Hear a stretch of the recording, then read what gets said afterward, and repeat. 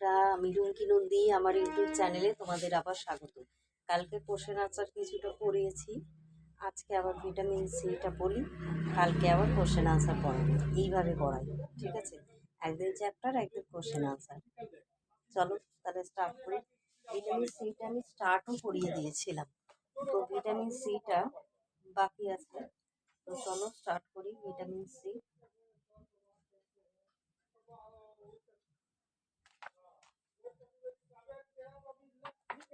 ছোট্ট একটা ক্লাস দিই, ঠিক আছে? আজকে মিনি ব্লগ দিই।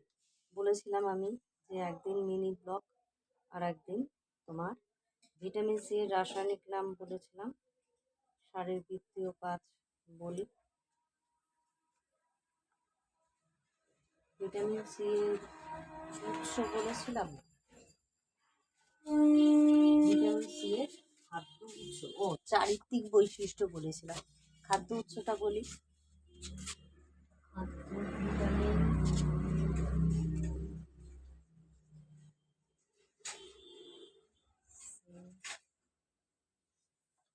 খাদ্য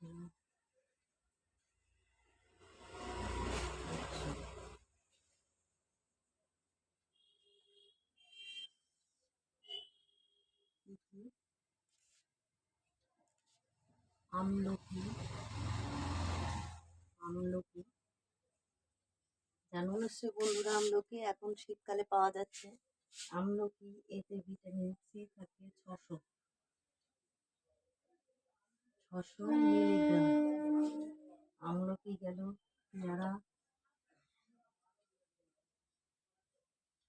পেয়ারাতে ভিটামিন সি থাকবে 300 মিলিগ্রাম। তারপর কাঁচা লঙ্কা, কাঁচা লঙ্কা কাঁচা লঙ্কাতে বন্ধুরা ভিটামিন সি থাকবে 144 মিলিগ্রাম। ভাবো কাঁচা লঙ্কায় কত ভিটামিন সি থাকে। কাঁচা লঙ্কা, ধনে পাতা, ধনে পাতা ধনে পাতাতে থাকবে হচ্ছে 135 মিলিগ্রাম। কমলা লেবু, কমলা লেবু কমলা লেবুতে থাকবে তোমার 68 মিলিগ্রাম। নেক্সট পাতি লেবু, পাতি লেবু পাতি লেবুতে থাকবে 63 মিলিগ্রাম। তারপর পাকা পেঁপে, পাকা পেঁপে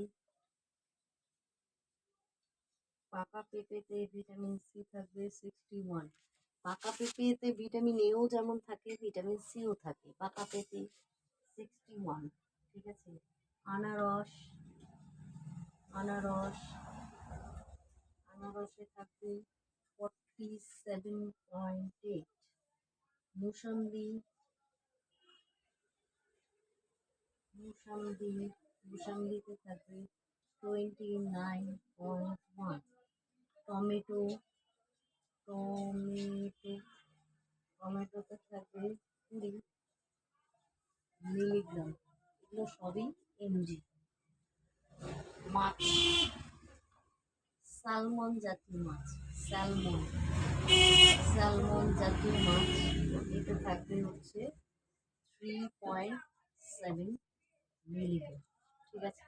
এই হচ্ছে বন্ধুরা উদ্ভিজ্জ উৎস, সমস্ত ভিটামিন সি এর খাদ্য উৎস। এগুলো সব মিলিগ্রামে থাকবে।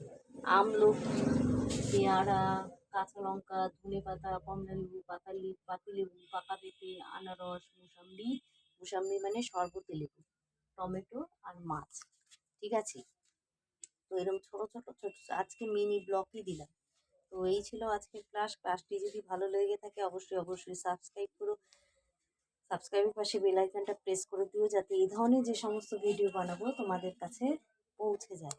আর এই চ্যানেল যারা নতুন ভিজিট করছো অবশ্যই একটা লাইক করে দিও, বন্ধু বান্ধবের মধ্যে শেয়ার করে দিও। বন্ধুরা এখনো তো ঠান্ডা পড়েইনি, বলো? কোথায় ঠান্ডা, কোথায় ঠান্ডাই পড়ে। গ্রামগঞ্জের দিকে হয়তো একটু বেশি ঠান্ডা আছে। এই ছিল আজকের ক্লাস। চলো টাটা, বাই বাই, সবাই ভালো থেকো। আজকে একটা ছোট্ট মিনি ব্লগ দিলাম।